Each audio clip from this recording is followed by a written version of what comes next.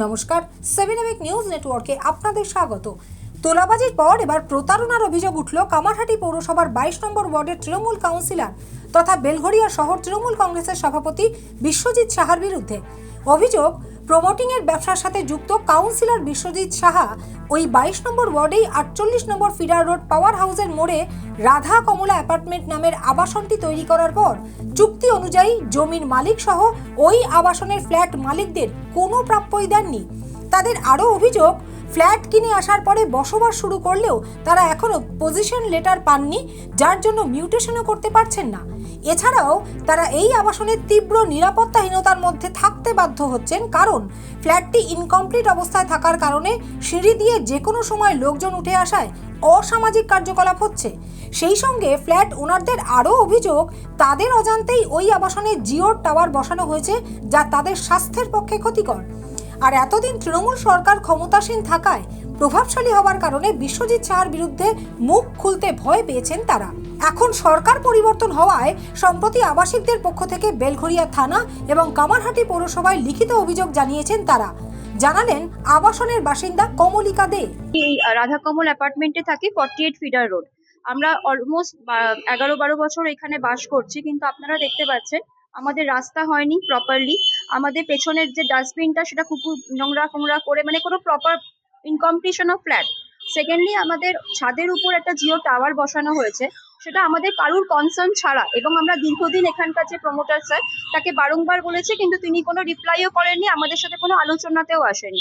Moreover, আপনি দেখতে পাচ্ছেন এইখানে যে পুরো আধা কমপ্লিট একটা হয়েছে, তার ফলে আমাদের সিকিউরিটি হ্যাম্পার হচ্ছে স্যার। এখানে বিভিন্ন মদের বোতল, অসামাজিক কাজকর্ম হচ্ছে। এখানে আমাদের কোনো সিকিউরিটি নেই, we are don't feel safe here. আর আমরা নিজেদের পয়সা দিয়ে ফ্ল্যাট কিনেছি, কিন্তু আমাদের এখানে আমরা বাস করতে পারছি না। আর দ্বিতীয়ত হচ্ছে, আমাদের ফ্ল্যাটে 12টা বাচ্চা আছে, তাদের সবচেয়ে যে বড়, তার বয়স হচ্ছে 8 বছর। তো আমার কনসার্ন হচ্ছে যে জিও টাওয়ারটা পাওয়ারফুল টাওয়ার বসিয়েছে কাউকে আমাদের কনসাল্ট না করে। তো এর এফেক্টটা তো আমরা ফেস করছি, আমরা এটা একদমই চাইছি না। আমরা কোনো কনফ্লিক্টে নেই স্যার। আমরা কালকে বেলঘরিয়া থানায় চিঠি দিয়েছি, ওনাকে বারংবার ওয়ার্নিং দেওয়া সত্ত্বেও আমরা চাইছি। আমাদের এখানকার ডেভেলপমেন্ট করেছেন বিশ্বজিৎ সাহা নামে ভদ্রলোক, প্রমোটার স্যার। আপনাদের এখন সমস্যার? হ্যাঁ, এগুলো আমাদের 1 নম্বর সমস্যা, টাওয়ার ইমিডিয়েটলি সরাতে হবে ফর আওয়ার হেলথ ইস্যু। দ্বিতীয়ত হচ্ছে ব্যাংক এই ফ্ল্যাটটাকে কমপ্লিট করতে হবে, কমপ্লিট ইন দ্য সেন্স চলার রাস্তা, সিকিউরিটি ইম্পোজ করা, ময়লা রাখার একটা জায়গা টোটালি কমপ্লিট করা।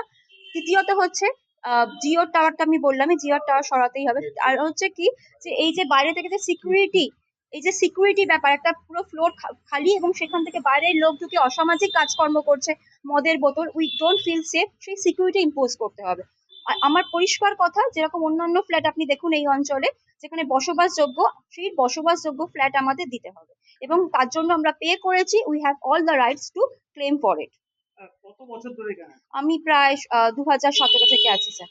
আর তোলাবাজির পাশাপাশি কাউন্সিলর বিশ্বজিৎ সাহার বিরুদ্ধে এবার প্রতারণার অভিযোগ ওঠার ঘটনা নিয়ে তার বিরুদ্ধে রীতিমতো বিস্ফোরক মন্তব্য করলেন স্থানীয় বিজেপি নেতা সুদীপ্ত রায়।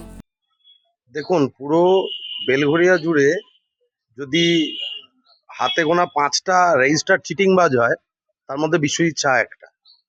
এটা আমি মুখে বলছি না, সামনে যত দিন গড়াবে তত দেখতে পাবেন। নিজে বিল্ডিং করেছে, বিল্ডিং এর লোকে ল্যান্ডলর্ড থেকে শুরু করে যারা কিনেছে সবাইকে ঠকিয়েছে, চিটিং করেছে।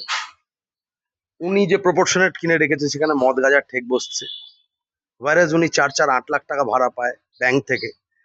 হিরো শোরুম ছিল, সেখান থেকে পেত উইদাউট কনসেন্ট। এটা রুফটার দখল করে নিয়েছে, টাওয়ার বসিয়ে দিয়েছে, তার 1 টাকাও পায় না। এটা তো বিল্ডিং এর অধিকার ছিল, বিল্ডিং এর লোকেরা অনেক কষ্ট করে অনেক টাকা দিয়ে এই তাদের ফ্ল্যাট গুলো কিনেছিল, তার দরুন তারা কি পেলো? একটা কষ্টকর জীবন। এ তো সামান্য শুরু হয়েছে। চায়ের দোকানদার 17,000 টাকা পায়, সোনার দোকানদার টাকা পায়, এরকম বহুত বিল্ডিং আছে যেগুলোতে এরকম কাণ্ড কারখানা করে রেখেছে।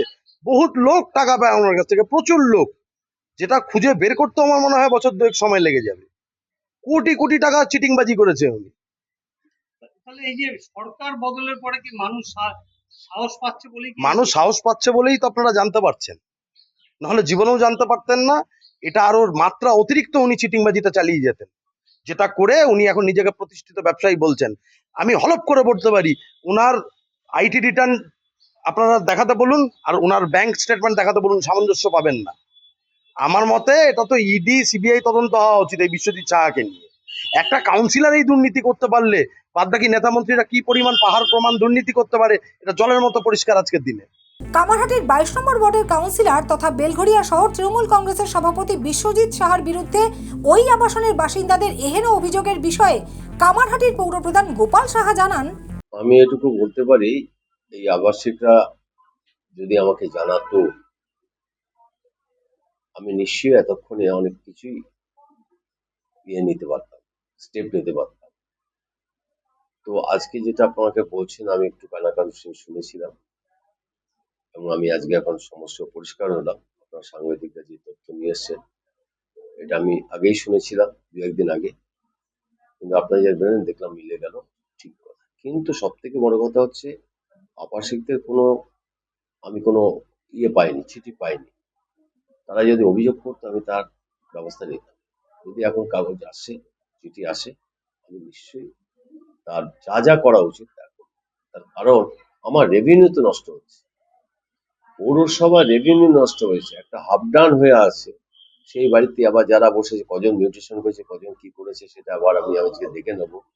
তো সেই কারণে বলি, আমার কাছে যদি অভিযোগ আসে আমি সব অভিযোগটাই কিন্তু গুরুত্বপূর্ণভাবেই আমি দেখি এবং গুরুত্বপূর্ণভাবেই আমি ব্যবস্থা গ্রহণ করি।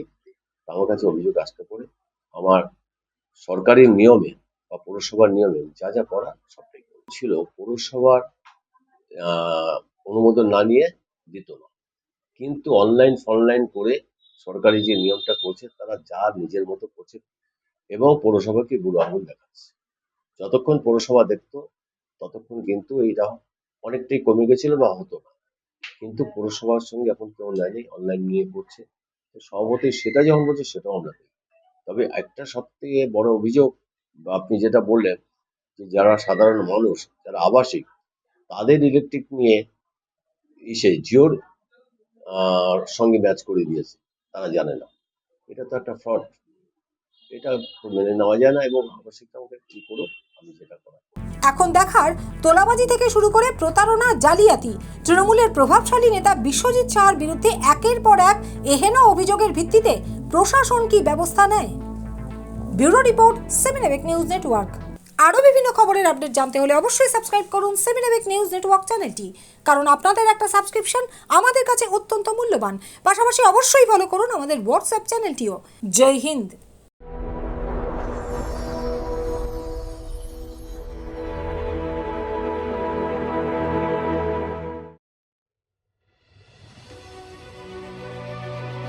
Elegance is never accidental. It is chosen, curated, defined by intention. In a world of excess, true luxury whispers. It does not compete. It does not demand attention. It commands it. At B20s, we create more than jewelry. We shape presence. Every curve is considered, every surface refined, every detail deliberate, crafted with precision, finished with restraint, designed not to overpower, but to elevate. Because luxury is not about display, it is about distinction. The quiet confidence of gold against skin, the subtle brilliance of light catching movement, the harmony between strength and grace. This is not ornament, it is expression, not decoration, but identity, a reflection of self, unapologetic, uncompromised, timeless. At B20s, modern elegance finds its voice without ever speaking. This is refinement without noise, beauty without excess, luxury without effort. B20s, the premium luxury brand. Elevate your everyday.